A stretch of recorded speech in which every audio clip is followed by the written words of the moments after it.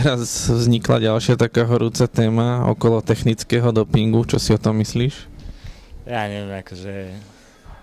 Tak na jednej strane tiež som videl to video a tiež som počul od nás chalanov, ako, čo si o tom myslia a tak, ale na jednej strane naozaj je to neuveriteľné, aké tam bolo to zrýchlenie a v podstate jak Bonen, jak si ho dával v tom kopci a Cancellara v sedle bez akéhokoľvek grimasy alebo bez akéhokoľvek dávania si, odišiel mu v sedle, čiže je to na najvyš zaujímavé, ale zas na druhej strane, že či ako ľudia ako Cancellara, takí ľudia, či by vedeli až do takých krajností zájsť, že až takéto, čo si vymýšľajú, to tiež, že neviem, naozaj neviem, čo si ma o tom mysle. No.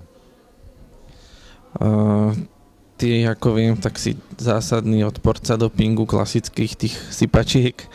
Vraj je to celkom na ústupe, čo sa dá cítiť aj pri pretekoch, že sa troška znížila tá priemerná rýchlosť. Máš ten pocit? Ja som nezažil ešte tie časy, keď to všetko išlo trošku vo veľkom, ale čo aj ostatní hovoria, tak všetci, že ako tá zmena, že je veľmi cítiť.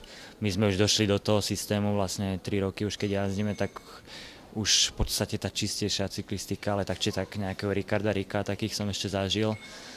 Ale ja si tiež myslím, že ústupuje to všetko a už človek si dvakrát porozmýšľa, že či niečo zobere, či nie, alebo tie kontroly už ťažko sa z toho nejak vykrútiť a ťažko niečo maskovať.